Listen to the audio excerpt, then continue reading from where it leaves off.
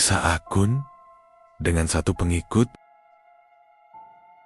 Dita tidak pernah menyangka kalau membuat akun baru di media sosial bisa menjadi awal dari mimpi buruk.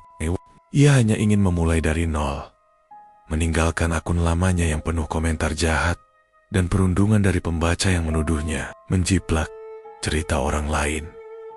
Dengan penuh semangat, ia membuat akun baru bernama Night Writer 89. Tanpa foto, tanpa bio, hanya satu postingan pembuka. Mulai malam ini, aku menulis cerita yang benar-benar nyata. Beberapa menit setelah diunggah, notifikasi muncul. Satu akun langsung mengikuti. Nama penggunanya aneh. Hanya arroba namamu, tanpa foto profil, tanpa postingan, tanpa deskripsi apapun. Awalnya Dita tidak terlalu peduli. Ia senang ada seseorang yang mau membaca tulisannya lagi. Ia mulai menulis cerita pertamanya. Kisah tentang seorang gadis yang menerima pesan misterius setiap pukul 3 pagi. Kisahnya cepat viral di forum tempat ia membagikannya ulang. Tapi di kolom komentar, hanya ada satu akun yang selalu menulis hal sama di setiap unggahannya. Aku tahu bagaimana akhir ceritanya. Dita mengira itu cuma troll internet. Tapi malam itu, tepat pukul 3 pagi, ponselnya bergetar. Satu notifikasi masuk dari akun anonim yang sama. Lihat ke jendela. Dita menatap layar ponselnya cukup lama sebelum akhirnya menoleh ke arah jendela kamarnya yang tertutup tirai. Dari balik kain putih tipis itu, tampak bayangan seseorang berdiri diam, tinggi, kurus, dan tak bergerak. Lampu kamar berkedip 2 kali. Dita menutup laptopnya, berusaha meyakinkan diri kalau itu cuma halusinasi. Tapi notifikasi baru muncul lagi. Cerita pertamamu bagus, tapi kau lupa satu hal. Aku ada di dalamnya. Tangan Dita gemetar. Ia mencoba membuka profil akun itu, tapi layar malah membeku beberapa detik sebelum menampilkan sesuatu yang membuat darahnya berhenti mengalir. Di bagian bio akun itu muncul tulisan baru yang belum ada sebelumnya. Aku pengikut pertamamu. Dan yang terakhir, malam itu, Dita tidak tidur. Ia menatap layar laptop yang berkedip pelan. Kursor masih berkedip di halaman ceritanya yang belum selesai. Sebelum ia menutup laptop itu sepenuhnya, ia melihat satu baris kalimat baru yang tidak pernah ia tulis muncul. Di bawah naskah episode berikutnya, giliranmu menulis tentang dirimu sendiri. Sejak malam itu, Dita berhenti membuka akun Night Writer 89. Ia mengira semua itu hanya ilusi akibat stres dan kurang tidur. Tapi pesan-pesan dari akun arroba namamu terus muncul. Bahkan ketika ia sudah menghapus aplikasinya, pesan itu kini muncul di mana-mana. Di layar laptop, saat ia mengetik skripsi, di TV yang tiba-tiba menyala sendiri. Bahkan di papan tulis kampus tempat ia biasa mengajar les menulis, tulisan itu sama, selalu sama. Tulis cerita berikutnya, Dita. Suatu malam, Dita menyerah. Ia berpikir mungkin hanya dengan menulis lagi, semua akan berhenti. Ia membuka laptop, login ke akun lamanya, dan menulis cerita baru berjudul Teman Yang Tak Pulang. Cerita sederhana tentang 2 sahabat dan salah satunya menghilang setelah perjalanan malam. Beberapa jam kemudian, Reza, sahabatnya di dunia nyata, mengirim pesan. Kok serem sih ceritanya, Dit? Aku baru mau pulang dari kantor. Jangan nakut-nakutin. Dita hanya membalas dengan emoji ketawa. Tapi keesokan paginya, berita menyebar cepat. Seorang pria bernama Reza ditemukan tewas di pinggir jalan tol. Motornya jatuh tanpa sebab jelas. Waktu kematiannya sekitar jam 1:37 dini hari. Waktu unggahan cerita Dita 01,36. Dita tak bisa bernapas. Ia menatap layar laptopnya, lalu ke kolom komentar postingan terakhir. Hanya satu komentar di sana. Dari namamu, kau menulisnya dengan baik. Sekarang giliranmu. 3 hari setelah kematian Reza, Dita tidak berani keluar rumah. Ia menutup semua tirai, mematikan ponsel, bahkan mencabut kabel internet. Tapi suara notifikasi itu tetap terdengar. Bunyi ting khas media sosial. Di ruang kosong, laptopnya menyala sendiri. Satu tab baru terbuka, situs tempat ia biasa menulis. Di sana, sudah ada draft baru berjudul Dita yang tidak menulis lagi. Tangannya bergetar saat melihat isi draft itu. Kalimat pertama berbunyi, dia mengira bisa berhenti. Tapi cerita yang nyata tidak menunggu penulisnya. Dan di bawahnya muncul satu komentar yang terus diperbarui setiap beberapa detik. Seperti seseorang sedang mengetiknya secara langsung. Lihat ke belakang. Dita menahan napas, tak berani menoleh. Layar laptop bergetar. Kameranya menyala sendiri. Di pojok layar kecil tampak pantulan wajahnya. Tapi di belakangnya ada sosok lain, tinggi dan pucat, berdiri tepat di sudut ruangan.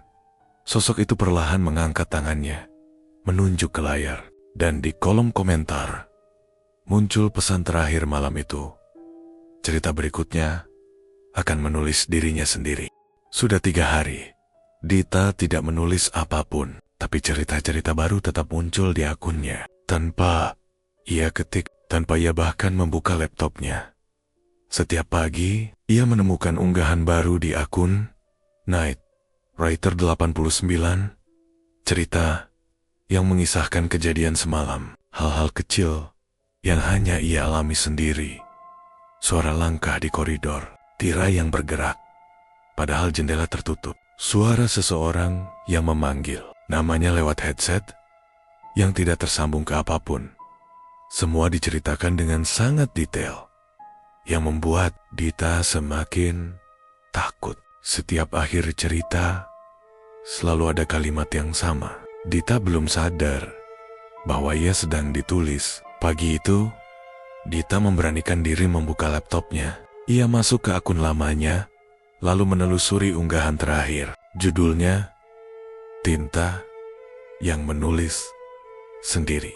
Ia tidak pernah menulis itu. Tapi di sana tertulis tanggal unggahan tepat. Jam 3:03 dini hari. Waktu yang sama saat ia terbangun semalam karena mendengar suara ketikan dari ruang tamu. Dengan jantung berdegup, ia membuka file draft di laptopnya. Kosong. Tapi perlahan, huruf demi huruf mulai muncul di layar. Sendiri. Dia melihat laptopnya menulis sendiri, tapi masih tetap duduk di depan layar. Ia belum sadar, tangannya sendiri yang sedang mengetik. Dita panik, berusaha menghentikan jari-jarinya. Tapi jarinya bergerak sendiri, menekan tombol-tombol cepat. Seperti dikendalikan sesuatu yang tidak terlihat. Setiap huruf yang muncul membuatnya mual. Setiap kalimat terasa seperti cermin dari pikirannya. Lalu tiba-tiba, teks berhenti, kursor berkedip. Satu kalimat baru muncul. Lihat ke kamera. Webcam laptop menyala di layar. Wajah Dita terlihat, tapi dengan sedikit perbedaan. Bayangan di belakangnya tersenyum, dan pada pantulan di kaca lemari, sosok itu duduk di kursinya. Posisi yang seharusnya milik Dita. Lalu suara notifikasi muncul lagi. Pesan pribadi dari akun arroba namamu.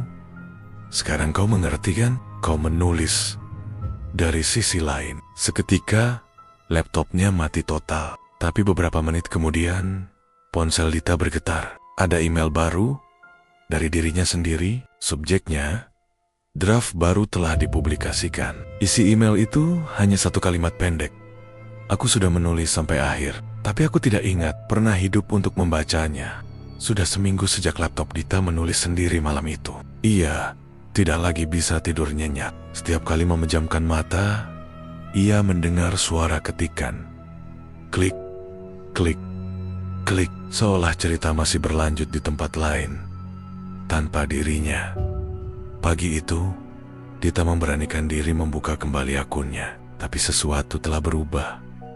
Semua unggahan lamanya hilang. Hanya tersisa satu cerita di halaman depan.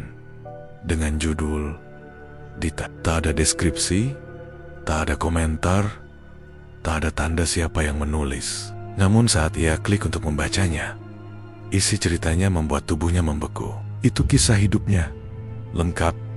Dari awal ia membuat akun, sampai kejadian terakhir ketika laptopnya menulis sendiri. Bahkan kalimat terakhir berbunyi, "Sekarang, Dita membaca dirinya sendiri."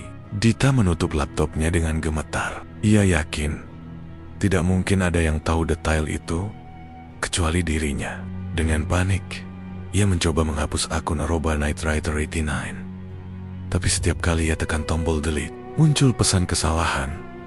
Akun tidak bisa dihapus oleh pengguna yang sudah berhenti menulis. Ia mencoba cara lain, mengganti password, menonaktifkan, melapor ke admin situs. Tapi setiap kali hasilnya sama, error. Dan di sudut bawah layar muncul chat dari akun @namamu.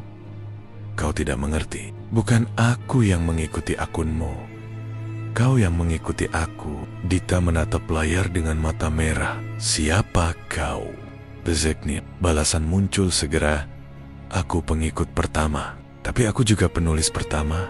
Kau hanya menulis ulang ceritaku." Tiba-tiba layar laptop berkedip, menampilkan halaman lama dari arsip situsnya. Tahun ke-2014, akun yang sama, dengan postingan identik seperti milik Dita. Tapi, nama penulisnya bukan Dita. Nama itu, Nadia. Ia menggigil. Nadia adalah nama penulis horor yang meninggal 7 tahun lalu. Ditemukan tewas di kamar dengan laptop masih terbuka. Menampilkan tulisan terakhirnya, "Cerita tidak pernah mati, hanya penulisnya." Dita menatap layar kosong. Di kolom komentar akun lamanya, muncul pesan baru dari @namamu.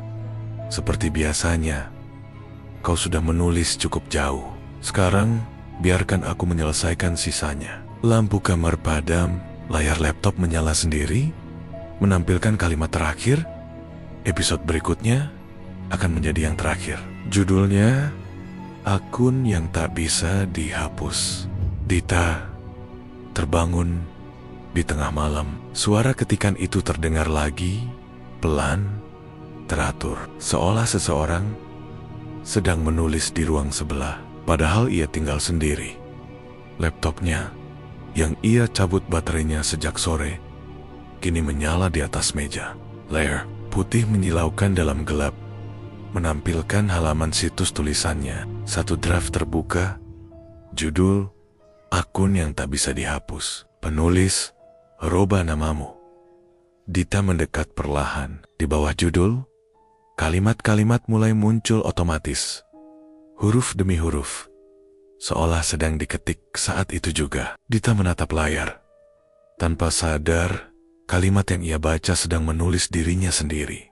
Ia mencoba mematikan laptop, tapi tombol apapun tak berguna, karena laptop itu tidak menulis di dunia ini. Dita berusaha menekan tombol power, tapi tak ada respon. Ia mencabut kabel listrik, layar tetap menyala. Cahaya putihnya semakin terang, berubah jadi seperti cermin digital. Dan di pantulan layar, Dita melihat sesuatu yang membuatnya mundur 2 langkah. Refleksi dirinya. Tersenyum, bukan senyum panik, tapi senyum tenang. Seperti seseorang yang tahu sesuatu yang tak ingin dijelaskan. Lalu bayangan itu, refleksinya, sendiri, mencondongkan tubuh ke depan, seolah ingin keluar dari layar. Dita menjerit dan melempar laptop itu ke lantai. Tapi, suara ketikan tidak berhenti. Dari speaker, suara familiar terdengar, suara dirinya sendiri, membaca kalimat yang baru saja muncul. Dita mencoba menghancurkan layar, tapi cerita tak bisa dihancurkan, karena cerita adalah dirinya. Layar laptop pecah, tapi dari retakannya, muncul garis cahaya tipis, seperti urat hidup, menjalar ke lantai, ke arah Dita. Cahaya itu berhenti tepat di kakinya, dan saat ia menatap ke bawah, ia melihat tulisan yang terbentuk di kulitnya sendiri. "namamu." Semua lampu padam. Suara ketikan berhenti. Ruangan menjadi hening total. Beberapa hari kemudian, seorang mahasiswa kos di bawah apartemen Dita melaporkan ada suara mengetik setiap malam dari unit di atas. Saat polisi datang, mereka menemukan laptop di Meia masih menyala, menampilkan akun media sosial dengan nama pengguna baru. Roba Dita sudah selesai, hanya ada satu postingan di sana. Sebuah cerita pendek dengan judul "Akun dengan satu pengikut." Dan di bawah postingan itu, satu akun lain baru saja menekan tombol follow. Nama penggunanya, "Aroba namamu." Dan cerita pun tamat.